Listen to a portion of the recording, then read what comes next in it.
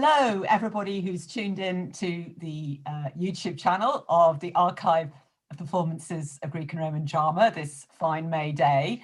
I think we have an unusually international audience because we've got an incredibly international speaker. We are utterly thrilled and honoured that Professor Kevin Willmott, I don't know how often he gets called professor outside of the university, but we're in an academic circle here. Professor Kevin Willmott, who is world famous as someone who won a joint Oscar for the best screenplay for Black Klansman, which is the film that should have won every single Oscar that year, had done another comedy a couple of years before with serious political clout. And that's where we come in, because it is a reception of Aristophanes' comedy of 411 BCE, the Lysistrata.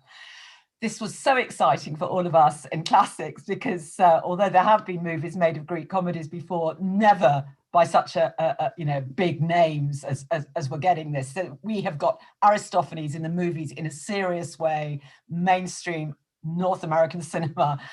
So when I plucked up courage, because I had always been fascinated by this film, to email Kevin, I was absolutely knocked back because he's almost straight away, I was knocked out, almost straight away agreed to do it. So thank you so much. Welcome. I know it's only 11 in the morning for you. And in fact, not at all. Thank you so much. Great to be with you. Greek comedy used to go on in the late afternoons in classical Athens because people, they saw the tragedies in the morning, went away, drank a whole lot for Dionysus, and would come back for the comedy. And we're actually at that stage of the day, a little bit more ribald. So we'll try and keep it as clean as we possibly can. Very good. I'd like to jump straight in and hear more of you than me. Chi-Raq is a 2015 film. I'm sure you're going to tell us how you came up with the name. But first of all, we want to know about the genesis of it. So can you tell us a bit about your background? You are a real Kansas man, aren't you? You're from Junction City. I'm a real Kansas man from Junction City, Junction City, Kansas. Little small town, about 20,000 folks. Unique little town.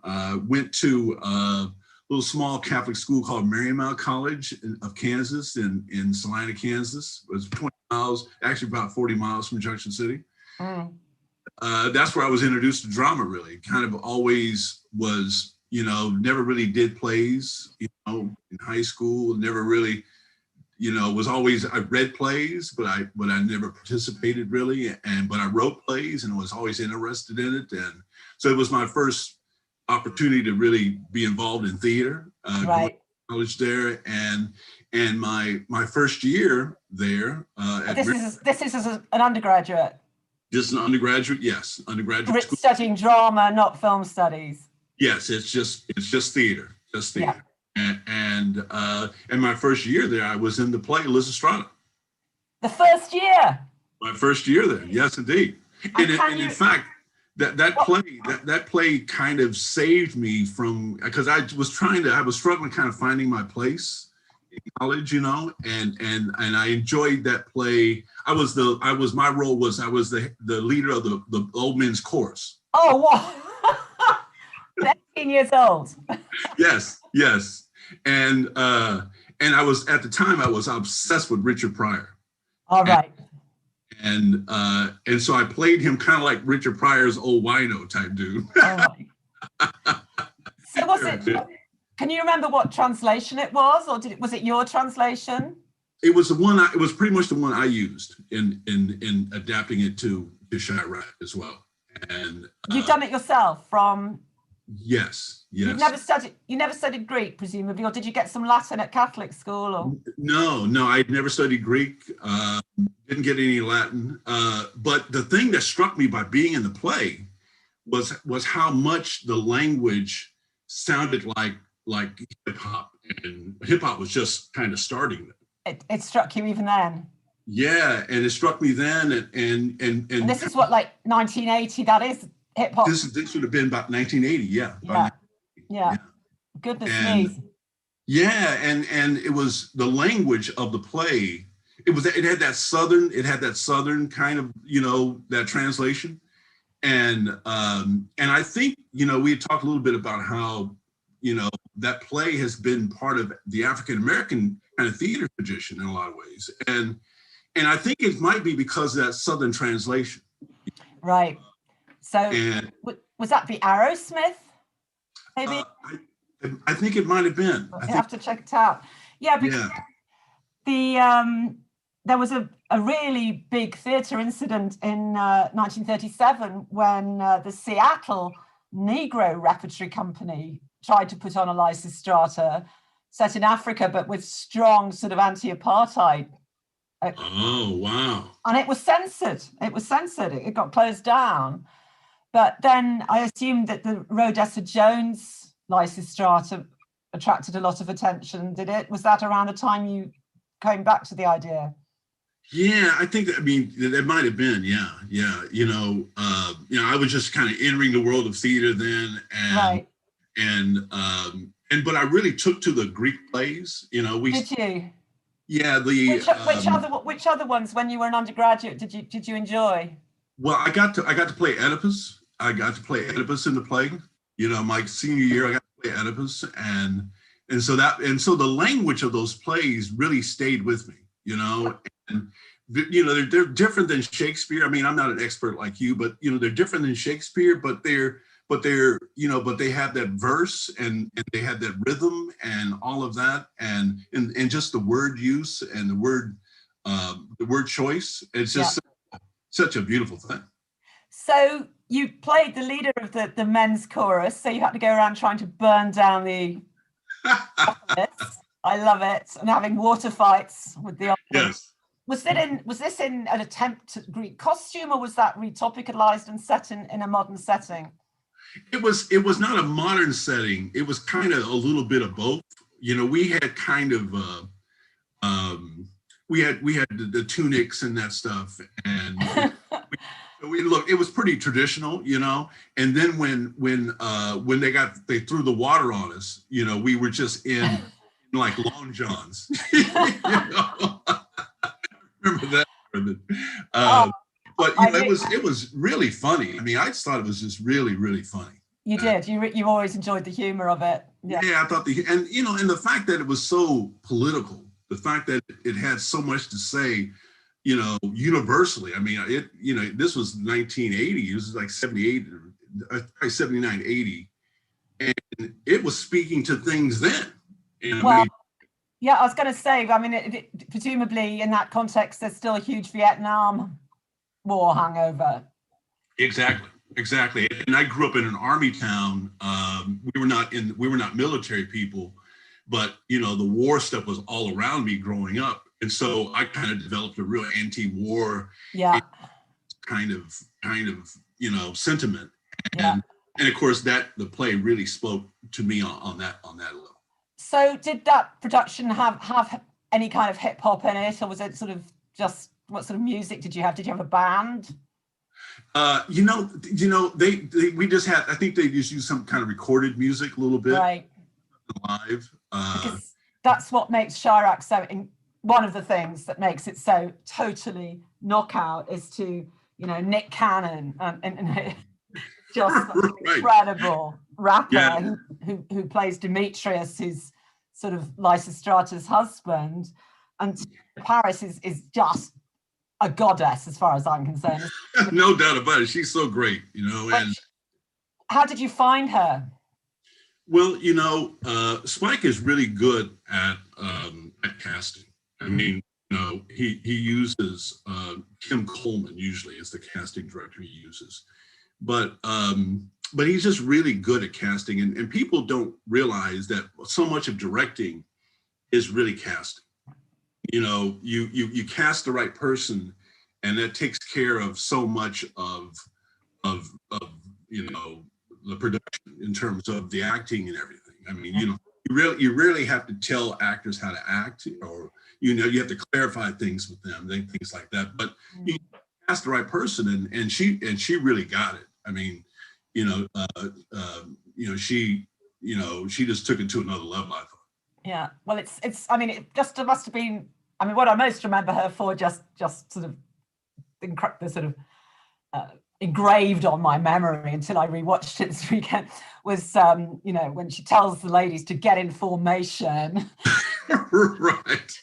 I mean, this was sort of like Beyonce a la Grec to the power of million. It was just, yes. And what I really liked, and we'll come back onto this, was that you made just as important the plot about the money, right, the treasury and the weapons. The old ladies were no way upstaged by the sex strike, which they aren't in Aristophanes. And I really appreciated that, because most modern productions don't give as much emphasis to that as they should. If you haven't got the keys to the arm cupboard. Yeah, to me that was the thing. And when I adapted it, I really tried to stay as close to the play as I could. Yeah, I saw that. Yeah. That was the thing I knew worked about it, you know, and that's what I thought, because when I was in the play way back then, I thought it would be a really good movie. Yeah. And I thought it would really be a really good, you know, because the language spoke hip hop and spoke word and all that, and so I wanted to, you know, keep as much of the actual Aristophanes language as I could, and then fuse in the hip hop and spoken word and that stuff, you know, in other ways. But the plot I tried to hold on to as much as I could, because the sex strike is funny and provocative and all those things, but there's a point to this. I mean, there's a strategy, right? And exactly that part of it, and I just love the armory we found in Chicago. I mean, it was a real armory, and it was just so great that you know, it worked out like it did.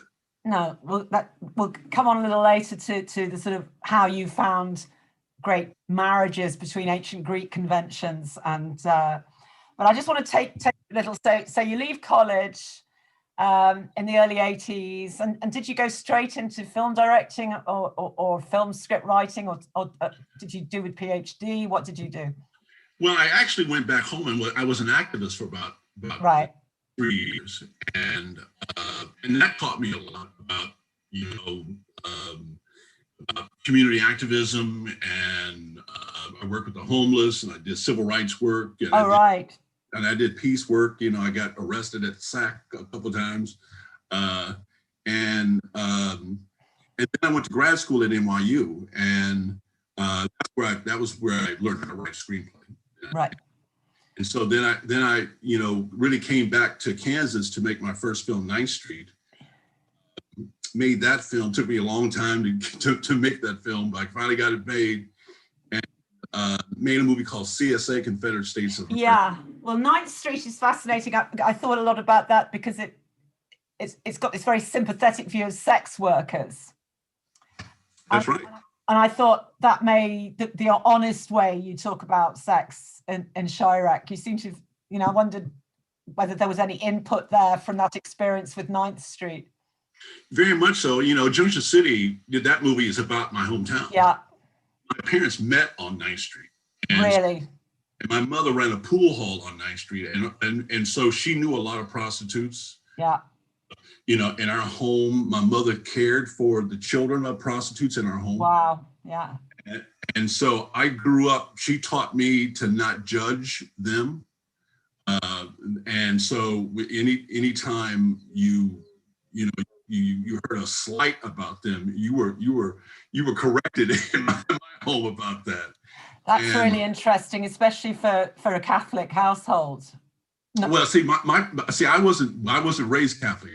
Oh, you weren't? No, I was thrown out of high school, and the Catholic priest kind of took me under his wing, and that's how I became a Catholic and got into the Catholic school. So it was really, you know, that the way my mother kind of approached the morality of all of that. Yeah. Was a big influence on me, because I think that huge warmth about women and in a good way, and yes, and female sexuality and the kind of just matter of factness of it is something. Yeah. very striking in Chi-Raq, and which rings very true to the Aristophanes, actually, because this was, you know, so I'm sure that did. And then I watched Confederate States of America, CSA, and that is real political satire. So how did you get the idea to do sort of mockumentary, as if actually the wrong side had won the Civil War? Where did you get that from? That's pretty Aristophanic. Yeah, well, you know, I think that, you know, being, you know, studying those satires, you know, you know, you don't realize how much influence they kind of have on you. Yeah. And you know, I'm a kind of a history guy, you know, and you know, the Confederate flag has been a problem in America.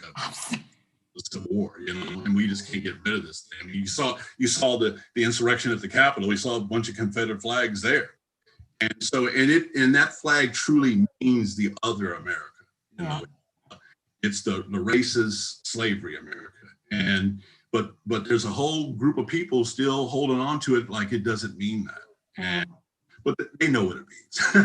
So I wanted to make a film that really kind of made people understand, for one thing, that that the Civil War was about slavery. Yeah. And that's a still big debated thing. A lot of people are educated that are taught that it's not that way, and you know, so it's a big problem still in America. And so I made that film, and Spike heard about it.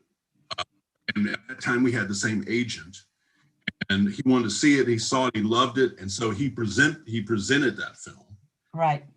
And so it's presented by Spike Lee. And then he asked me if I have any of the scripts. I had a script. They had the script. Spike saw CSA. Spike liked CSA. And Spike said to you, "Do you have another script?" And you said, "Well, as it happens." I just happen to have one right here. Yes. And it happens to be an ancient Greek comedy. So yes. Had Spike ever heard of Lysistrata before? I don't think he had. I don't think he had. But he read it on the plane. He said he laughed the whole way on the plane. And so we spent a year. This was so what? Sorry. So this was called "Gotta Give It." Gotta Give It Up. Which is a bit like his titles, like "She's Gotta Have It." Yes, it's kind of, and also there's a Marvin Gaye song, "Gotta Give It Up." Yeah, of course. Yeah. So it you know, it kind of was in the Black tradition of kind of sex, you know, music, R&B kind of title kind of thing. And also this double entendre, you got to give this violence up, you got to give these guns up, right? But this is around like 2005, 2006, isn't it? Yeah, this would have been by 2006, I think. 2006. And he read it, but you had this script, but presumably this was not about Chicago at that time. What did the script? No, it wasn't. It was just a generic big city in America. But it was a big modern American city. Big modern American city, you know, it was kind of, at that time, Los Angeles was kind of the gang problem in America, and blood and the Crips and that stuff was kind of in the news all the time.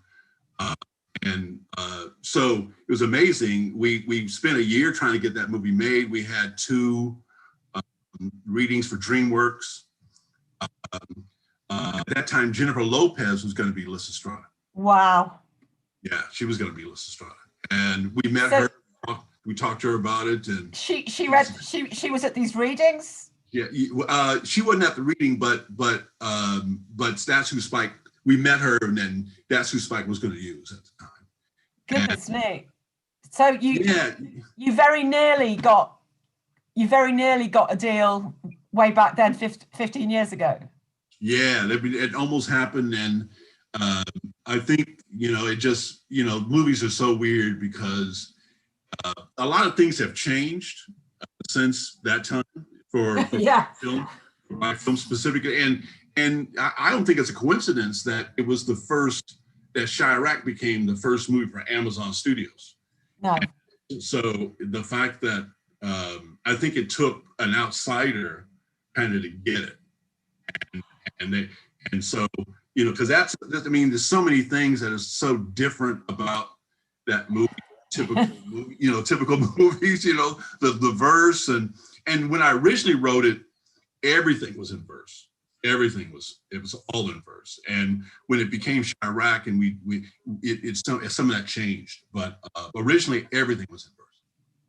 So well, fast forward to when did Spike call you back and say, have you still got to give it up in your pocket? What happened? Right. Because sorry. So, yeah, one morning he calls me up and he says, do you still have that script? And I said, yeah, I still got it. And he said, let's set it in Chicago and call it Chi-Raq. Right. So that was his idea. And was that because of that terrible winter of yes. shootings? Well, they're always terrible, but yeah, it's been bad for a long time. And Chi-Raq means Chicago and Iraq. The more people were being killed as many people were being killed in Chicago as Iraq. Yeah. And so the slang developed at Chi-Raq. And so then we took Gotta Give It Up. And we went to Chicago. We met Father Mike Flanagan, you know. Yeah. And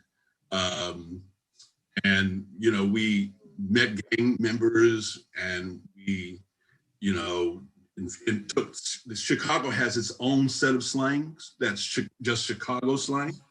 So we took that, and so we just took all the things that we thought really defined the Chicago problem, and we Gotta Give It Up and turned it into Chi-Raq.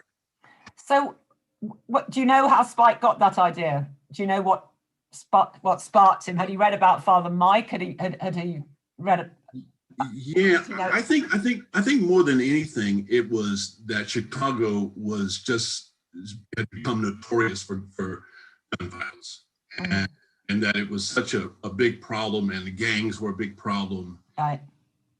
And I think, you know, when he looked into it, that's when he discovered Father Mike.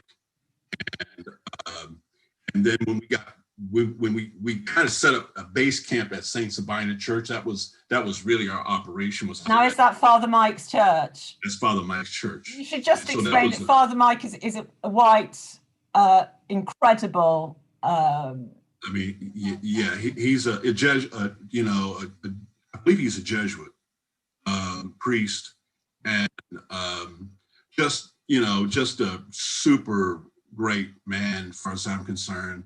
Has been saving lives for a very long time. Yeah. Folks aware of this problem for a very long time. And he's played by John Cusack. Yes. Who is Irish heritage, but he's a local boy, isn't he? He's from Evanston. So what Spike did was he tried to connect with as many Chicago actors as he could. Right. So Cusack's from Chicago, and a lot of the secondary characters are from Chicago. And we'd actually talked about putting Kanye in the film at one point. Wow. Wow. But Sophia Bird, who wrote this beautiful song, she works in Chicago, doesn't she? Yes. Because that song is the sort of tragic. Oh, yes. I mean, she's very much for China, and she has suffered gun violence in her family as well. Yeah, I gathered that from the film that they real people, but people not in character, people coming in their characters. But that song is so beautiful. It was she's so young, you know, this very young girl. You know, no doubt. For a lot of that. So how did you? Was the script pretty final before you gave it to the actors? How do you work? Did you like to workshop with people like Nick Cannon and Tayona? Did you workshop with them, or did you just give them the script to go away and think about for themselves? Well, you know, because I was on set for that film the whole time. You were, yeah, I imagine. That whole summer, really, and so Spike likes to you know, with this film especially, because there was a bit of an improvisational element to it. Yeah.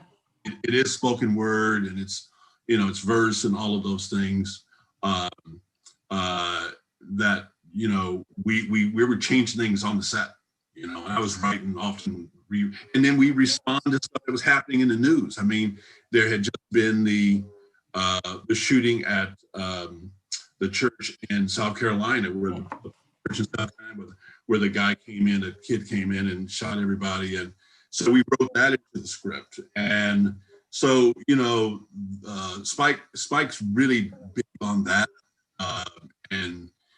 but more than anything, he was trying to really capture the Chicago. Right. And so Nick Cannon, he would, you know, he changed a few lines here and there to kind of fit, because he's, you know, and but and I wrote a few different things for Cyclops, you know, for Wesley Snipes, you know, and but that part of it was fun, because we really were trying to, again, always incorporate the Chicago feel of it, and actors would sometimes have good ideas, and so we meshed all those things together. I found Wesley Snipes plays this bad sex man, right? You know, he's everything worst about sexually threatening men, called Cyclops. He's got the one eye. He's got the one eye there, right? Well, I found that fascinating, because, you know, Cyclops was one of the names for the top officers of the Ku Klux Klan. It really was, which is yes. Why it's in "Oh Brother, Where Art Thou?" You know, Cyclops is. Yes, that's right. So having like Wesley Snipes play somebody under the name of a bad guy, it afraid of all kinds of quite messy contradiction and cultural strands. You didn't have clear-cut good guys and bad guys, except for the amazingly horrible general who ended up astride the cannon in this eccentric moment. When did you get that idea? I should explain, if people haven't seen the movie recently, but the absolutely, you know, most evil of the white military men, who has a Confederate flag all over his office, ends up, Lysistrata actually shackles him to this huge phallic cannon, which I thought was just a brilliant transcultural adaptation of all the phallic stuff in Aristophanes, because you can't actually going around with massive artificial erections. So think about, how am I going to get that element into a kind of topical way that's understandable to an American modern public? Yeah, well, you know, Spike and I are both big fans of Dr. Strangelove. And so Dr. Strangelove's got the rocket, you know, and the guy riding the rocket down, that's a big phallic symbol too. And when we did the play at Marymount, you know, back in the day, it was very controversial, because the director, it was a woman director, and she did the big phallic thing, and they were underneath their tunics, you know, so these guys are running around with big phallic. Oh, she did do it. Right. She did do it, and so the, you know, it's a nun that was the president of the college at the time, and so they had a little bit of explaining to do. So I think that for me it was, you know, I didn't want to lose the anti-war element of what the play is about, because I think one of the things I was trying to do was to mix all of those elements together. That gang violence is war violence, and that violence is tribal, and war is tribal, and all of that stuff is comes from is cut from the same cloth. And so the guy on the cannon, the general on the cannon, it just fit within the whole crazy context of everything. Absolutely, it was the most purely Aristophanic thing I have ever seen, even though it's not in the play. You just got it. Oh, very cool. With this sort of transcultural finding ways to do it, I mean, I was very interested. I mean, it seemed to me that the figure of Lysistrata in Aristophanes, who's got a lot of religious authority, she's quite like the goddess Athena, It seemed to me that she was kind of split between, you know, the young, incredibly beautiful, sexually attractive Teyonah Parris, and then but then you got Angela Bassett. Yes. How did you get? My goodness. Did you just ring her up and say, fancy doing some Aristophanes, Angela? But well, she really loved the verse, and she loved. Did she? Yeah, she really loved the verse. And there were a couple of scenes I wish was in the play that she had. That there's a scene that she has with Lysistrata, and she's got, she's, I forget her name now in the play. Miss Helen. She's Miss Helen. Miss Helen, yes, Miss Helen. And she's her mentor, and she has this bookstore, and she's the one that kind of talks Lysistrata into doing the strike, and exactly. gives her the idea of everything. And there's, I think, a little bit of that still in the film, but there's a lot more to that scene that got cut. And the verse was really good, and their conversation is really good. And I, you know, Kevin, can we get the uncut version, please? I wish I had that too. Gosh, what we'd give for that in the archive. Yes, indeed.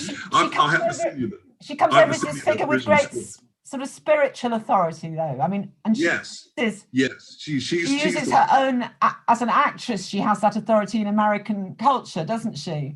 Yes, indeed. And she was in, she played Malcolm X's widow. Yeah.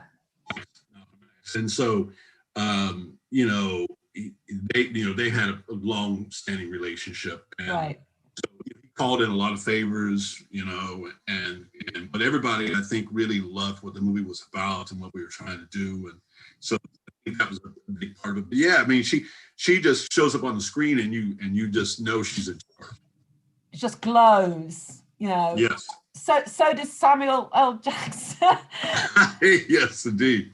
Had your version always got a sort of narrator, sort of master of ceremonies figure in like that? Yeah, that was always kind of part of it. You know, that was kind of the Greek chorus in a way. Since I took the actual chorus and turned it into the old women's kind of. Yeah. But that gave me a device to really kind of set the world up in a way, and you know, that especially with the rhyme and the verse. Because one of the weird things when you do a movie that's in verse and it's set in modern day, and some people know the play, some people don't, you know, all of that stuff. You kind of have to take them by the hand and say, this is what we're going to do now, a little bit. Yeah. And so Dolomites, actually, it started out being Dolomite. It was kind of based on Dolomite, the trash talking, you know, comedian from the 60s. Oh, I thought it was dolmades, the Greek delicacy, which is like vine leaves with rice. But I think Dolomite is from that. I think that's the thing that it's a weird mix of all of this stuff is that you know, I think the Greeks, there's this weird connection I think the Greeks seem to have with the African American tradition. And so absolutely. I don't know quite what it is. It must have been those Moors, you know, getting something. I don't know what the story was, but well, I think one of the things is that it was the 5th century BCE, which produced a lot of these plays. It's still a very oral culture and very performative. Yes, yes. Big rhetoric, big oratory, improvised verse, performing from learning like antiphonally, that kind of thing. I think that there's actually real formal connections, but I quite like to go back to your performance as Oedipus here. One of our most treasured members of our international advisory board is Professor Patrice Rankine from Virginia, and he has written a brilliant book. Well, he's written one on Ralph Waldo Ellison and his Odyssey. So he's a black classicist. Wow. Prize-winning book, but he's also written a superb book about Aristotle's Poetics and the African-American tradition, especially August Wilson. Oh, wow, sure, yeah. And he's convinced that, I mean, Aristophanes is there, but that especially that the Oedipus myth and the Odysseus myth have resounded for African-Americans. And one of the reasons he thinks with Oedipus is because of people having no roots, not knowing who their ancestry is, and sort of, where do I come from? Who am I? Sort of tradition. And in your version of Lysistrata and Chi-Raq, we have, I may be talking rubbish, but the ending seems to me when Demetrius gets convicted of the killing of this little girl, that struck me as very Oedipal. Do you think there was some Oedipus in the plot? I think it is. I think that whole thing you just described is very much kind of the point that we're making in the film in terms of Chi-Raq's character, that, you know, he's disconnected from his father. He's kind of disconnected from his roots. Yeah. You could argue that part of why the gang violence and that behavior kind of even happens in a deep, you know, philosophical, psychological kind of way is because of our disconnection from Africa, and you know, we're a little lost, and folks in the urban world especially become, you know, even more lost, and because those connections are so hard to make, and Chi-Raq kind of talks about that near the end of the film. Yes. You know, where he's you know, this disconnection he's got with his father, and his father had been killed.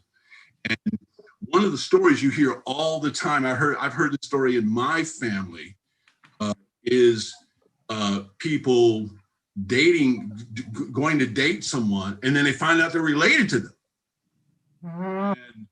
And guys going to prison, guys going to jail, and then finding out the guy that they're in jail with is their father. Wow. Wow. And so that whole kind of problem, I think does say a lot of things about the Oedipus problem, because, you know, Oedipus is a little lost too, and it's the ego that he, you know, his ego is the thing that causes tragic flaw, that causes his tragic fall. Absolutely.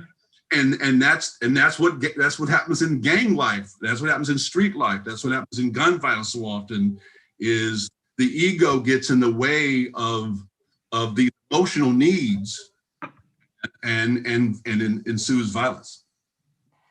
Yeah, the film is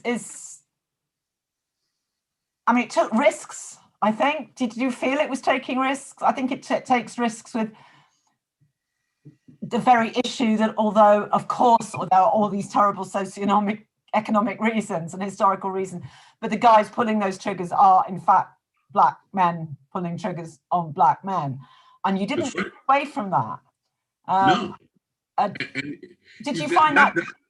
How did you find that dealing with a script where the Athenians are actually at war with a completely different city-state, not their own brothers on the street? Yeah, I think that's one of the things that I think the people that had trouble with the film were the people in Chicago. And I think that whole element you described is the challenging part of the movie. I think it's especially challenging to Chicago, right? Because of obviously they've got this huge internal problem. It's an internal problem. I mean, if this was an outside force attacking them, they would be far more unified. I mean, that's the that you know, it's so much easier to kind of pull people together when it's an outside force, but when it's an internal struggle, and you know, and Spike had the courage to take that on and not apologize about it, because you can't really talk about gun violence in neighborhoods without admitting that's what it is. There's all these outside forces that are influencing that violence, you know, poverty, money, culture, tribal stuff, all that stuff that makes us stupid. Mm. But in the end, it's black folks killing black folks. Yeah. And I wondered, did you have any problems? I mean, you said you find Aristophanes really funny, and I love that. He is, okay? And I don't think in some ways we should be judging him on anything else. He's a comic drama. Sure. He's supposed to be Yes. funny. But did you find any aspects of his play difficult ideologically in terms of the views of women or of slave society? Did you have any moments of discomfort with it? That's the thing that I think that Spike and I really connect on is that satire to me. You first have to be serious first. You gotta be willing to go there.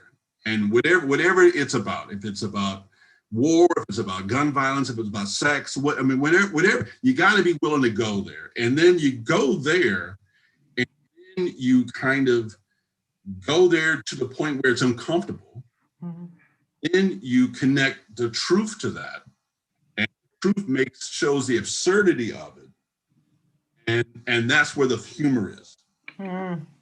So if you're not willing to go there in a really challenging, uncomfortable kind of way, you can't reach the humor, because the humor is buried within that ugly thing, and so you got to be willing to penetrate that, and that's why so often you see satire that's kind of tepid, Yeah. And Aristophanes is not that, and to me, that's one of the things I learned from people like Richard Pryor, George Carlin, that you got to be willing to go there. You got to be go there and not apologize for it and make folks uncomfortable, and then that's where you can be funny. Yeah. Because it is deadly serious. I mean, I was very upset to see that one of your more elderly actors, Thomas Jefferson Boyd, actually, didn't he just get gunned down himself? He was shot. He was killed in Atlanta. Yes, he was. And was tragic. I mean, he was in a lot of Spike's films. Really great guy.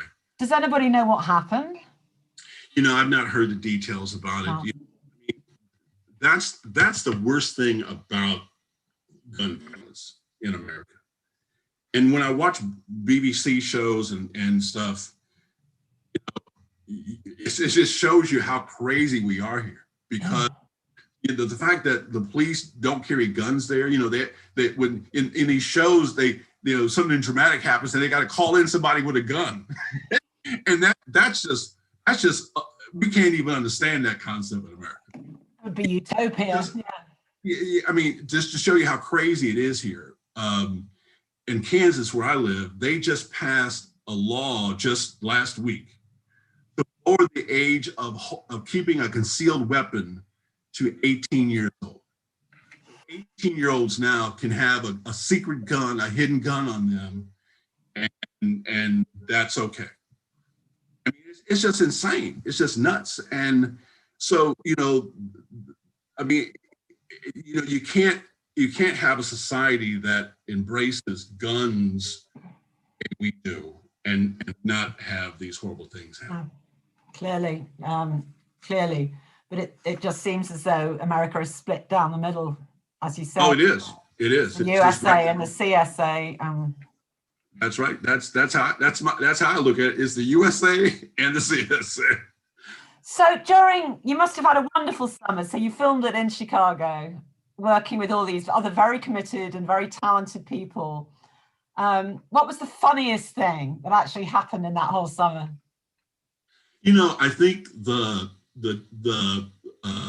old girl song when all the troops are out there in front of the armory. Yeah. And the way I wrote that originally was there was supposed to be like a Barry White song.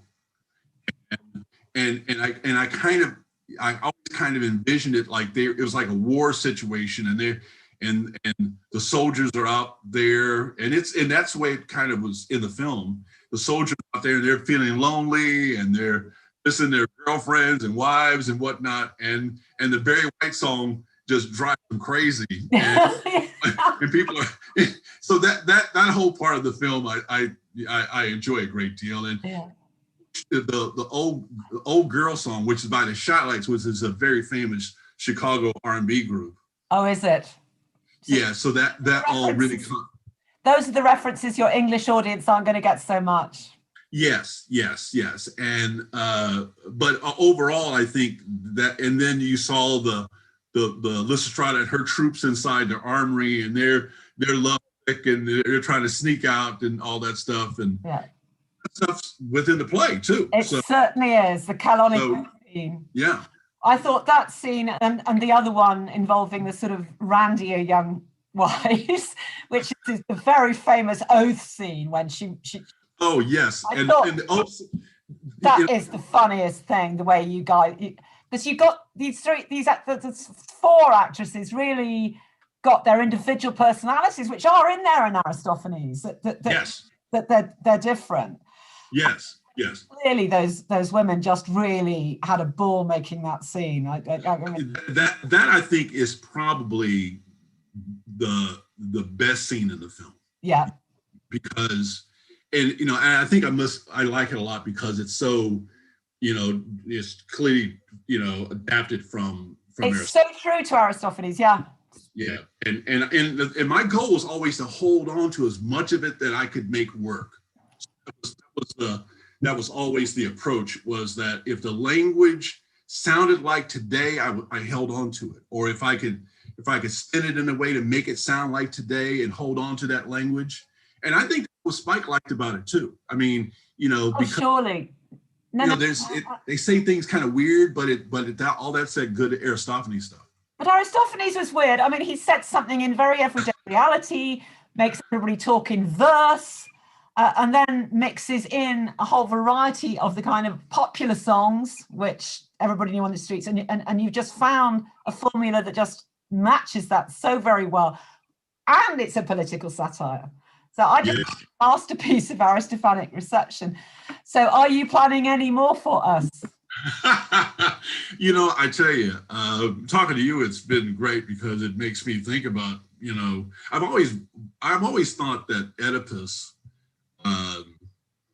was, and you see elements of Oedipus in different movies, different plots of movies, various, I think the big one for me, I'm a big fan of the movie Chinatown, and Chinatown has got a little bit of an Oedipus thing. Really? Yes. Yeah, it's kind of, but I think Oedipus, would be a really interesting, movie. I mean, I know there's some film versions of it, but I think, I think you could do something where it's kind of maybe African based, or something that is modern but still kind of ancient in a way. Yeah, mythic, but also plausible, given, as you say, these very, actually there's a scene in your, is it the 24th where there's been a fight in the regiment, and these two guys are talking about how they've got aunts, who's the uncles, who's the relative, who's the stepson, who's the, it's very funny. It's incredibly funny because they figure out they're like 34th cousins 60 times removed, but they've got all these in common. You were talking about that a bit earlier today. I mean, that would be a very realistic social backdrop for an Oedipus. Yes, I mean, it's so weird because it's so prophetic in a way that these ancient problems that they were considering and examining back then for BC. I mean, that's crazy when you think about that. And pre-Christianity, pre-Islam. Yeah, and still dealing with those same issues today. It's just amazing. It's mind. I really, really hope we're going to get a Kevin Willmott movie of Oedipus. And as it happens, Fiona McIntosh, who is going to put the first question to you, I have to explain to our public that I can hardly see. I'm having an eye operation tomorrow. So Professor McIntosh is the executive director of the archive, is going to be putting the questions. She has written, she is Mrs. Oedipus. She has written the book on the history of that play. So I'm sure we're going to send you a copy. Oh, very good. I love that. Fiona, could you come on and ask Kevin the first question, please? Yeah, I can't wait for an Oedipus film. Thank you, Kevin. Lots. I'm going to begin by sharing with you some of the comments in the chat. Renata from Rio de Janeiro says that she showed Chi-Raq to undergraduate students at her university in Rio, and they debated the urban violence in shanty towns and communities 3 years ago. It was intense, she says, I must say. Wow. A comment from Diane, which is interesting. She would so love to read the uncut, all-verse version of the script, if it still exists in some form. And something I really like, she says, could this be added to the APGRD archive? Sure, I'll have to see my original script. Anyway, and there is a question, and the question is quite a difficult one, I think. What would the differences have been if you were writing for theatre rather than screen? Well, I think with movies, it's the visual. You know, movies are, you know, the term that you use when you take a play and you to a screenplay is that you open it up. You open it up to a movie. And so you're always looking for ways to make things visual, make things cinematic, you know, all of that. And so that's the big thing. But, you know, Chi-Raq, you know, and this is the thing that I really loved about Spike, and I think this thing he really got about it from the beginning. And he loved the language as well, I think. And he knew a lot of times when you adapt a play into a screenplay or adapt a movie, a black play into a movie, the language kind of gets cut. The language kind of is not respected, and it's not. But you know, the whole movie's the language, really. I mean, the movie's the language, and that's you know, and you can't apologize about that. So that's the big thing to me is finding ways, making the language visible as much as you can, making it visual, making interesting visuals so that the language can kind of be preserved. And you know, movies, a lot of times movies that are language heavy can be a little static. They kind of sit there a little bit and people just end up kind of talking. And so you got to try to find ways to keep it moving and to make it cool to look at. Okay, there's a related question to Diane's question, and that is, how do you feel when things that you really like don't make the last cut? How does it make you feel? Well, you know, that's part of movie making, unfortunately. And even when I direct and I have to cut my own lines, you know, that's, you know, it's called killing your children. Yeah. It's, you know, and you know, but you have to do it because for the sake of the whole, you know, you have to sacrifice often smaller things, and if you don't do it, you kind of end up sacrificing the whole. So it's tough, but you know, I'll usually, when I'm editing movies myself, directing and editing and stuff, you know, I'll try to find as many ways as I can to preserve something I truly love. But if it comes down to it's not working, then you just got to get rid of it. And there's a question relating to your role as professor at Kansas, and the questioner wants to know, do you make them read, you know, Aristophanes, your students, and even Greek tragedy? Because obviously I think Oedipus especially tends to be a kind of first read, doesn't it, on script writing courses? Yeah, you know, those plays are taught in the English department, and I'm in the film department, so I end up just kind of having to concentrate mainly on screenplays. But I talk about it a lot, and I'll use examples a lot from Greek plays, and from poetics, and that I learned all of that in undergrad, and poetics is the basis of all drama, and so the more you kind of understand about that, I think the more you understand about drama, period. And one of the things about film that really I think filmmakers kind of suffer from a little bit is they're not connected to some of that stuff. And I think a lot of times I'm really pleased, I really feel very fortunate that I had a theater background first before I became a film guy, because it allowed me to love language, to love dialogue, but also kind of understanding, story structure a little, more of a complex way, and more than anything, having those examples from those plays and knowing that stuff, and because so oftentimes filmmakers are disconnected from anything but film, and so they don't have things to pull from as much. I mean, you could, people oftentimes tell filmmakers you should study art as well, because there's so many great visual things you learn in art that you can apply to film, but a lot of times young filmmakers don't do that. Okay, well, thank you so much. I'm going to disappear because I'll hand over now, or hand back to Edith to do the formal ending, but there's probably loads more questions coming in, and maybe we can share some of them with you Sure. later. Thank you again. Thank you.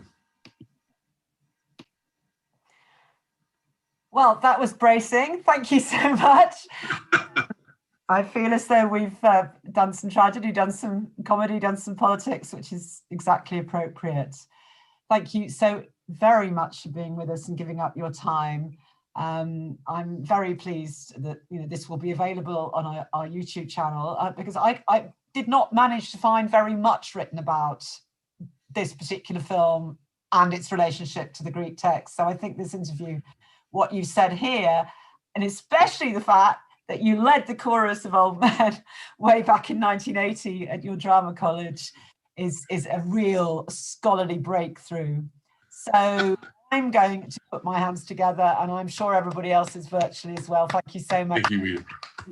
Thank you so much. Really appreciate it.